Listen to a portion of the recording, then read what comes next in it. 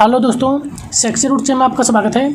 आज है 2 जुलाई और आज आपका एसएससी सीएचएसएल का एग्ज़ाम था जो कि फर्स्ट शिफ्ट का एग्ज़ाम समाप्त हो गया। दोस्तों आज हम इस सेशन में 2 जुलाई फर्स्ट शिफ्ट में जो क्वेश्चन पूछे गए थे उन सभी क्वेश्चनों का एनालिसिस करेंगे। दोस्तों ये सभी जो क्वेश्चन होंगे 100% रियल एवं ऑथेंटिक क्वेश्चन होंगे विथ एक्स्ट्रा फैक्ट के साथ आपको बताया जाता है ताकि नेक्स्ट आने वाले एग्जामों में आपको बेनिफिट देखने को मिलेंगे। एक बात और दोस्तों, यदि हमारे चैनल पर पहली बार आए हैं तो इस तरह का सेशन प्राप्त करने के लिए हमारे चैनल को सब्सक्राइब जरूर कर लीजिएगा, क्योंकि जो भी एग्जाम होते रहते हैं उसका एनालिसिस अपने चैनल के माध्यम से करवाता रहता हूं। तो चैनल को सब्सक्राइब जरूर कर लीजिएगा और बेल आइकन को भी प्रेस कर लीजिएगा ताकि हमारे द्वारा जो भी सेशन आपको फॉरवर्ड की जाए तो उसकी जानकारी आपको सबसे पहले मिलेगी। और अपने दोस्तों के साथ भी अधिक से अधिक शेयर कीजिए दोस्तों, ताकि इसका सभी बेनिफिट उठा सकें। तो चलिए सेशन को शुरू करते हैं। 2011 के जनगणना में सर्वाधिक साक्षरता गैप वाला राज्य कौन सा है? यानी कि 2011 का जो जनगणना हुआ था उसमें सर्वाधिक जो साक्षरता जो अंतर देखने को मिला था वो किस राज्य में देखने को मिला था? तो राजस्थान में जो है सबसे अधिक अंतर देखने को मिला था, तो राजस्थान इसका करेक्ट आंसर था। तो 2011 के जनगणना से संबंधित कुछ प्रमुख फैक्टों को देखें तो 2011 के जनगणना के अनुसार देश का जो साक्षरता दर था ओवरऑल वह 74.04% था, जबकि पुरुषों की साक्षरता दर 82.14%, जबकि महिलाओं की साक्षरता दर जो था 65.46% था। वहीं देखें तो केरल का जो है सबसे अधिक साक्षर राज्य रहा था, जो कि 93.91% जो कि साक्षरता रहा था केरल राज्य का, जो कि प्रथम स्थान पर रहा था। वहीं देखें केरल के बाद जो है लक्षद्वीप दूसरे स्थान पर रहा था, जबकि केंद्र शासित प्रदेशों में देखें सबसे प्रथम स्थान पर जो है लक्षद्वीप रहा था। लेकिन पूरे भारत भर में देखा जाए तो लक्षद्वीप सबसे अधिक रहा था, क्योंकि 92.28% था, जो कि ओवरऑल पूरे भारत में सबसे अधिक था। लेकिन राज्यों में देखा जाए तो सबसे अधिक केरल का और केंद्र शासित प्रदेशों में लक्षद्वीप सबसे प्रथम स्थान पर रहा था। लक्षद्वीप के बाद जो है मिजोरम जो कि दूसरे स्थान पर रहा था 91.58%, जो कि दूसरे स्थान पर रहा था। सबसे कम साक्षर देखा जाए तो 63.82%, जो कि बिहार का रहा था। सबसे कम साक्षर राज्यों में बिहार था। उसके बाद बिहार के ऊपर जो था अरुणाचल प्रदेश, जो कि 66.95%। उसके बाद राजस्थान का स्थान था 67.06%। तो इन प्रमुख फैक्ट को भी ध्यान में रखेगा। नेक्स्ट क्वेश्चन पूछा गया था कौन जो कि दूसरी पंचवर्ष योजना से संबंधित है? यानी कि दूसरी पंचवर्ष योजना से आपको ऑप्शन दिए गए थे, उसमें आपको छांटना था। तो दूसरी पंचवर्ष योजना से संबंधित जो भी महत्वपूर्ण फैक्ट है आपको कवर करवा देता हूँ। आप देख लीजिएगा कि आपके ऑप्शन जो है किस रूप में दिए गए थे। तो दूसरी पंचवर्ष योजना को देखें तो यह जो है 1956 से लेकर 61 तक चली थी। इस दूसरी पंचवर्ष योजना में जो है विशेष जो जोर दिया गया था वो तीव्र औद्योगिकरण एवं सार्वजनिक क्षेत्र पर विशेष जोर दिया गया था। और दूसरी पंचवर्ष योजना का जो रूपरेखा जो था पीसी महालनोबिस के मॉडल पर आधारित था, यानी कि पीसी महालनोबिस के नेतृत्व में जो है यह तैयार किया गया था। वह देखें तो इसे जो है त्वरित संरचनात्मक परिवर्तन पर जोर दिया गया था। और इस योजना के तहत सरकार ने जो है घरेलू उद्योगों की रक्षा के लिए आयात पर शुल्क अध्यारोपित किया था। इसका जो दूसरी जो पंचवर्ष योजना था इसका जो लक्ष्य रखा गया था वृद्धि का वह 4.8% थी, जबकि वास्तविक विकास लक्ष्य जो है जो पाया था वह 4.27 प्राप्त किया था। यानी कि लगभग देखा जाए तो यह सफल ही रहा था। तो इन प्रमुख फैक्ट को ध्यान में रखेगा और देख लीजिएगा कि आपको जो है ऑप्शन किस रूप में दिए गए थे। तो जिनका भी नेक्स्ट डे में आने वाला एग्जाम है तो पंचवर्षीय योजना जितने भी हैं उन्हें कवर करके जरूर जाइएगा, क्योंकि यहाँ से देखा जाए तो कल भी जो है प्रत्येक शिफ्ट में लगभग पंचवर्षीय योजना से संबंधित एक क्वेश्चन देखने को मिला है और आज का भी फर्स्ट शिफ्ट में देखने को मिला है। तो इसलिए जिनका भी नेक्स्ट डे में आने वाला एग्जाम है तो पंचवर्षीय योजना कवर करके जरूर जाइएगा। तो चलिए आगे चलते हैं। नेक्स्ट क्वेश्चन पूछा गया था सोमशिला बांध किस नदी पर है? तो सोमशिला जो बांध है पेन्नार नदी पर बनाया गया है, तो पेन्नार नदी इसका करेक्ट आंसर था। वहीं देखें तो सोमशिला बांध जो कि आंध्र प्रदेश के लेनूर के पास सोमशिला के पास स्थित है, जो कि पेन्नार नदी पर इसको बनाया गया है, यानी कि निर्माण किया गया है सोमशिला बांध। वहीं देखें तो चेरुथोनी जो कि केरल का सबसे बड़ा एवं सबसे ऊंचा गुरुत्व बांध है, यानी कि केरल राज्य का जो है सबसे बड़ा एवं सबसे ऊंचा गुरुत्व बांध चेरुथुलम बांध है। नागा अर्जुन सागर बांध जो कि तेलंगाना राज्य के नलगोंडा जिला एवं आंध्र प्रदेश के गुंटूर जिला के बीच में स्थित है, जो कि कृष्णा नदी पर इसको बनाया गया है नागार्जुन बांध को। नेक्स्ट मुलसी बांध जो कि महाराष्ट्र के पुणे जिले के मुलसी तुलका प्रशासनिक प्रभाग में जो है यह स्थित है। तो इन प्रमुख फैक्ट को भी ध्यान में रखेगा। नेक्स्ट क्वेश्चन पूछा गया था, साउथ एशियन फुटबॉल चैंपियनशिप में भारत पहली बार कब विजेता बना था? यानी साउथ एशियन फुटबॉल चैंपियनशिप में जो है भारत कब मतलब कि विजेता बना था? तो 1993 में जो है पहली बार जीता था। तो 1993 इसका करेक्ट आंसर होता। पुरुषों के जो है CSAFF चैंपियनशिप विजेताओं का सूची दे दी गया है, तो आप इन्हें ध्यान में रखेगा। जैसे कि पहला जो है लाहौर में इसका संस्करण किया गया था 1993 में, जिसका विजेता भारत रहा था, जबकि उप विजेता श्रीलंका रहा था। दूसरा जो है 95 में, जो कि श्रीलंका इसका विजेता रहा था और भारत उप विजेता रहा था, जिसका आयोजन कोलंबो में किया गया था। नेक्स्ट इसके बाद जो हुआ था काठमांडू में इसका आयोजन किया गया था 97 में, इसमें विजेता भारत रहा था और मालदीव जो है इसका उप विजेता रहा था। नेक्स्ट गोवा में इसका आयोजन किया गया 1999 में, जिसमें भारत विजेता रहा और बांग्लादेश उप विजेता रहा था। कम से कम आगे से जो है 3 को जरूर ध्यान में रखेगा। ये जो है लास्ट से दिया गया है, जो कि बेंगलुरु में आयोजित किया गया था 2023 में, जिसमें विजेता भारत रहा था और कुवैत उप विजेता रहा था। वहीं देखें तो माले में 2021 में इसका आयोजन किया गया था और इसका विजेता भारत रहा था और नेपाल इसका उप विजेता रहा था। तो इन सभी को जरूर ध्यान में रखेगा। ये जो है सभी साउथ एशियन फुटबॉल चैंपियनशिप का लिस्ट है। तो चलिए आगे चलते हैं। नेक्स्ट क्वेश्चन पूछा गया था, विजयनगर साम्राज्य का अंतिम वंश कौन सा था? तो विजयनगर साम्राज्य पर जो है कुल 4 वंशों ने शासन किया था, जिसमें अंतिम वंश जो था अरबीडू वंश था। तो अरबीडू वंश इसका करेक्ट आंसर होता। वहीं देखें तो अरबीडू वंश की स्थापना जो है 1570 ईस्वी में तिरुमल नामक व्यक्ति के द्वारा किया गया था। वहीं देखें तो वेंकट द्वितीय जो कि इस वंश का प्रमुख शासक था, इसने अपनी राजधानी जो है चंद्रगिरी को बनाया था। यानी कि वेंकट द्वितीय जो था अरबीडू वंश का सबसे प्रतापी शासक था और इसके द्वारा चंद्रगिरी को अपना जो है राजधानी बनाया गया था। वहीं देखें तो यह जो है विजयनगर साम्राज्य पर जो है विजयनगर साम्राज्य का यह अंतिम वंश शासक था, यानी कि अंतिम वंश जो था अरबीडू था। विजयनगर साम्राज्य जो कि 1936 ईस्वी में इसकी स्थापना किया गया था। 1936 से लेकर 1672 तक जो है विजयनगर साम्राज्य चली थी, जिसकी स्थापना हरिहर एवं बुक्का नामक 2 भाइयों के द्वारा किया गया था। विजयनगर साम्राज्य पर कुल 4 वंशों ने शासन किया था। ये जो 4 वंश हैं संगम, सुलभ, तुलुभ और अरबीडू वंश, जो कि सभी ये विजयनगर के वंश रहे थे। सुलभ वंश जिसकी स्थापना जो है सुलभ नरसिम्हा के द्वारा किया गया था, जबकि तुलुभ वंश की स्थापना जो है तुलुभ नरसार के द्वारा किया गया था। तुलुभ नरसार नायर के द्वारा जो है तुलुभ वंश की स्थापना किया गया था। कृष्णदेव राय जो कि तुलुभ वंश के शासक थे। कृष्णदेव राय जो कि प्रसिद्ध शासक रहे थे, यह जो है तुलुभ वंश के शासक रहे थे, तो इन्हें ध्यान में रखेगा। तो चलिए आगे चलते हैं। नेक्स्ट क्वेश्चन पूछा गया था, निम्न में से कौन शास्त्रीय नृत्यांगना है? तो शास्त्रीय नृत्यांगना आपको दे दिया गया था और शास्त्रीय नृत्यांगना कौन कौन है वो आपको छांटना था। इनमें से कौन जो कि शास्त्रीय नृत्य से संबंधित हैं। तो शास्त्रीय नृत्य से संबंधित जितने भी प्रसिद्ध व्यक्ति हैं आपको कवर करवा देता हूँ। आप देख लीजिएगा कि आपके ऑप्शन में जो है कौन से दिए गए थे। तो इनसे संबंधित प्रमुख फैक्टों को देखें तो भरतनाट्यम जो कि तमिलनाडु का प्रसिद्ध शास्त्रीय नृत्य है, इसके प्रसिद्ध जो व्यक्तियों में देखें तो कृष्ण नायर और रुक्मणी देवी अरुंडेल, कृष्ण नायर एवं रुक्मणी देवी अरुंडेल। नेक्स्ट यामिनी कृष्णमूर्ति और लक्ष्मी विश्वनाथन और पद्म सुब्रमण्यम, मृणालिनी साराभाई और मल्लिका साराभाई, ये सभी जो कि भरतनाट्यम के प्रसिद्ध कलाकार हैं। नेक्स्ट देखें तो कुचिपुड़ी जो कि आंध्र प्रदेश का प्रसिद्ध शास्त्रीय नृत्य है, इनके जो प्रसिद्ध कलाकार हैं बाला सरस्वती, रागिनी देवी, राधा रेड्डी, राजा रेड्डी, यामिनी कृष्णमूर्ति, इंद्रानी रहमान, ये सभी जो कि कुचिपुड़ी से संबंधित प्रसिद्ध कलाकार हैं। नेक्स्ट कथक जो कि केरल राज्य का एक शास्त्रीय नृत्य है, इनमें देखें तो प्रसिद्ध जो कलाकार थे वह B.M. मेनन। नेक्स्ट गुरु कुंचुंग, कुरूप गोपीनाथ और कोटकलम शिवरामन, गीता गोंगली, ये सभी जो कि कथकली के प्रसिद्ध कलाकार थे। नेक्स्ट देखें तो ओडिसी जो कि उड़ीसा का प्रसिद्ध शास्त्रीय नृत्य है, इनके जो प्रसिद्ध जो कलाकार रहे थे इंद्रानी रहमान, चार्ल्स फैब्री।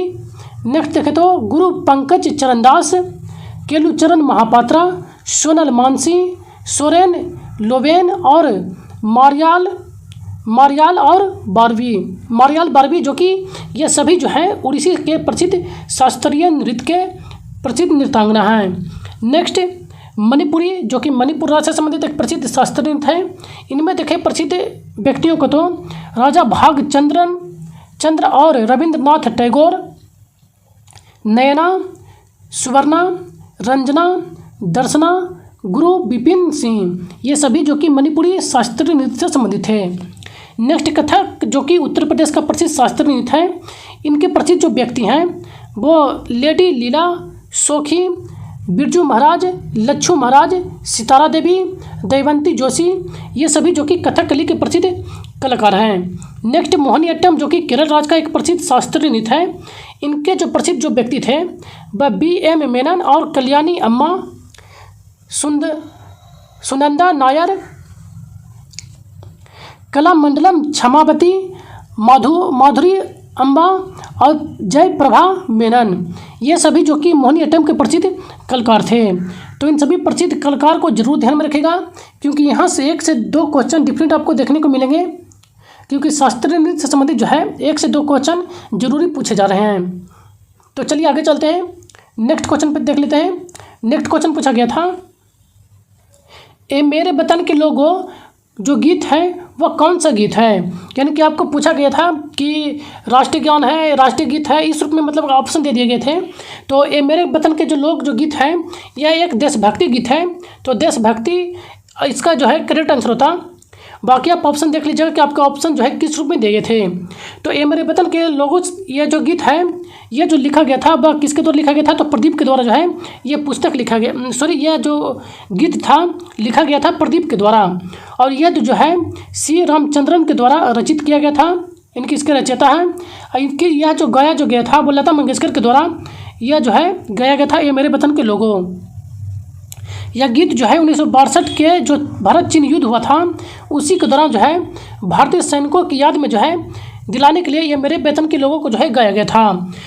वहीं देखें तो 26 गणतंत्र दिवस जो हुआ था 26 जनवरी 1963 को राष्ट्रपति सर्वपल्ली राधाकृष्णन और प्रधानमंत्री जवाहरलाल नेहरू की उपस्थिति में नई दिल्ली के नेशनल स्टेडियम में लता मंगेशकर के द्वारा युद्ध के 2 महीनों के बाद पहली बार इस गीत को जो है लाइव प्रदर्शित किया गया था। तो इस प्रमुख फैक्ट को भी ध्यान में रखेगा।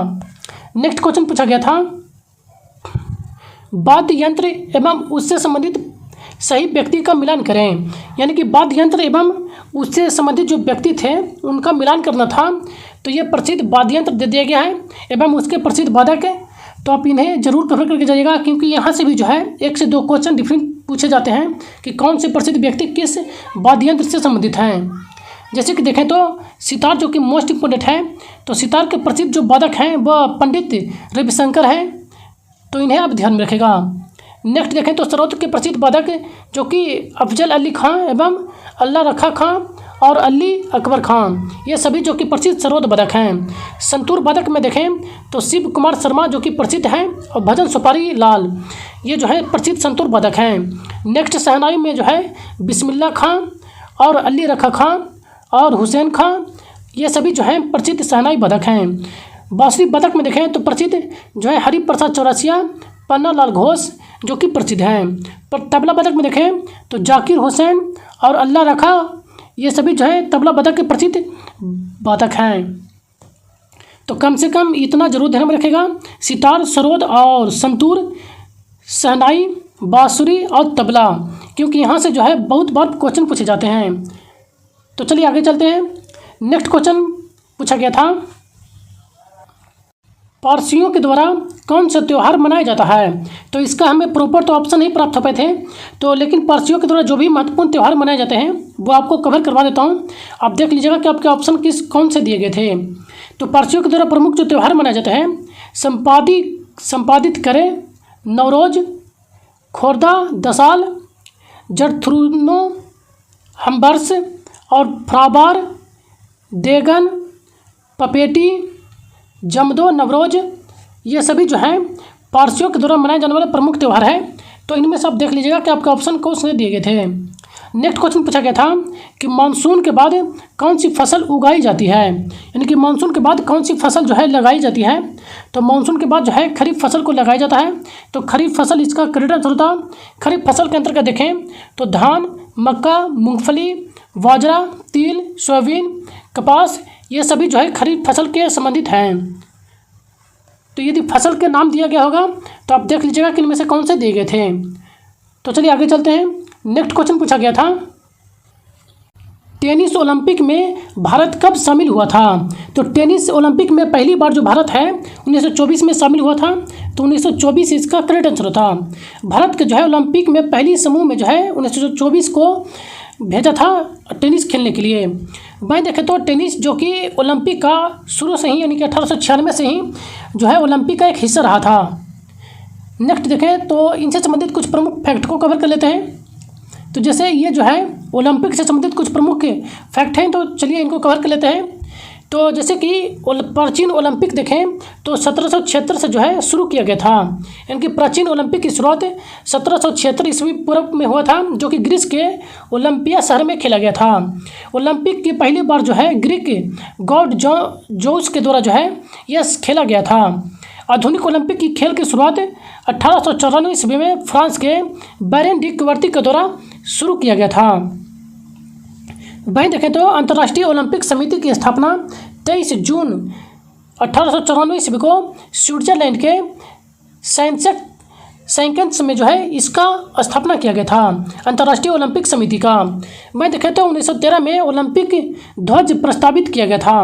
पहली बार जो है ओलंपिक का ध्वज जो है 1913 में प्रस्तावित किया गया और आधिकारिक तौर पर जो है 1914 में इसका जो है पेरिस उद्घाटन किया गया था। और 1920 ईस्वी में जो है एम्स्टर्डम में ओलंपिक खेल में जो है इसको पहली बार फहराया गया था। यानी कि पहली बार जो ओलंपिक ध्वज को जो फहराया गया था 1920 के एंटवर्प ओलंपिक जो किया गया था, एंटवर्प ओलंपिक में इसको फहराया गया था। ओलंपिक में भारत से संबंधित कुछ प्रमुख फैक्टों को देख लेते हैं। जैसे कि भारत जो कि पहली बार 1900 ईस्वी में ओलंपिक में भाग लिया था। भारत ने एथलेटिक्स में एक अकेले एथलेटिक्स नॉर्मन प्रिचर्ड के साथ जो है कुल 2 पदक जो है रजत पदक प्राप्त किए थे। वह देखें तो वह ओलंपिक पदक जीतने वाले पहले एशियाई राष्ट्र बन गए थे। राष्ट्र के पहली बार जो है 1920 ईस्वी में ग्रीष्मकालीन ओलंपिक में जो है एक टीम भेजी थी। इनकी पहली बार जो टीम भेजा गया था भारत के द्वारा 1920 के ग्रीष्मकालीन ओलंपिक में भेजा गया था। भारत ने तब तक जो है प्रत्येक ग्रीष्मकालीन ओलंपिक में जो है भाग लिया है। वहीं देखें तो 1964 से शुरू होने वाली कई शीतकालीन ओलंपिक में भी भाग लिया है। यानी कि 1964 की शुरुआत से जो है भारत जो है शीतकालीन ओलंपिक में भी भाग ले रहा है। तो इन सभी प्रमुख फैक्ट को ध्यान में रखेगा। नेक्स्ट क्वेश्चन पूछा गया था अंत्योदय योजना जो है किस मंत्रालय ने शुरू की थी। तो अंत्योदय योजना जो है आवास एवं शहरी कल्याण मंत्री के अंतर्गत आता है। तो आवास एवं शहरी कल्याण मंत्री के इसका मंत्रालय इसका करेक्ट आंसर होगा। दीनदयाल अंत्योदय योजना जो है आवास एवं शहरी गरीब उत्थान मंत्रालय के अंतर्गत शुरू किया गया एक पहल था। नेक्स्ट क्वेश्चन पूछा गया था कि अपराधों के लिए दोष सिद्ध के संबंध में संरक्षण किस अनुच्छेद में है। तो यह जो है अनुच्छेद 20 से संबंधित है। अनुच्छेद 20 में जो है अपराधों के लिए दोषपूर्ण के संबंध में संरक्षण प्रदान किया गया है। नेक्स्ट क्वेश्चन पूछा गया था भारतीय संविधान का अनुच्छेद 52 क्या है। तो अनुच्छेद 52 से संबंधित एक क्वेश्चन पूछा गया था। तो अनुच्छेद 52 में जो बोला गया है कि भारत का एक राष्ट्रपति होगा। तो भारत का राष्ट्रपति से संबंधित जो है अनुच्छेद 52 है। अनुच्छेद 52 देखें तो अनुच्छेद 52 के तहत भारत का राष्ट्रपति अनिवार्य रूप से राष्ट्र का नेता होता है। इन्हें भारत का प्रथम नागरिक कहा जाता है। नेक्स्ट क्वेश्चन पूछा गया था कि रिट कितने प्रकार की होती है। तो रिट जो है कुल 5 प्रकार की होती है। तो 5 प्रकार इसका करेक्ट आंसर होता है। ये जो 5 प्रकार की रिटें हैं बंदी प्रत्यक्षीकरण, परमादेश, उत्प्रेषण, अधिकार परीक्षण और प्रतिषेध, ये जो है कुछ 5 प्रकार के रिटें हैं। इनको जो है अनुच्छेद 32 के तहत सर्वोच्च न्यायालय के तहत आप लागू करवा सकते हैं। यानी कि कोई भी व्यक्ति जो है अधिकार को लागू कराने के लिए प्रभावित कर सकता है। यह जो है अनुच्छेद 32 में दिया गया है। तो आप इन्हें भी ध्यान में रखेगा। नेक्स्ट क्वेश्चन पूछा गया था गुलाम चंद कटारिया किस राज्य के राज्यपाल हैं? तो गुलाम चंद कटारिया जो कि असम राज्य के अभी वर्तमान में राज्यपाल हैं, तो असम इसका करेक्ट आंसर होता। गुलाम चंद कटारिया जो कि असम के 31वें राज्यपाल हैं, जिनको गुवाहाटी के उच्च न्यायालय के जो मुख्य न्यायाधीश थे संदीप मेहता के द्वारा जो है इनको राज्यपाल की शपथ दिलाया गया था। यानी कि असम के उच्च न्यायालय के न्यायाधीश कौन है? तो संदीप मेहता, तो इन्हें भी ध्यान में रखेगा। वहीं देखें तो हेमंत बिस्व शर्मा ने जो है सर्बानंद सोनोवाल का जो है असम के 15वें मुख्यमंत्री के रूप में जो है पदभार संभाले हैं, तो इस फैक्ट को भी ध्यान में रखेगा। नेक्स्ट क्वेश्चन पूछा गया था, आकाशगंगा में धूल के बादल को क्या कहते हैं?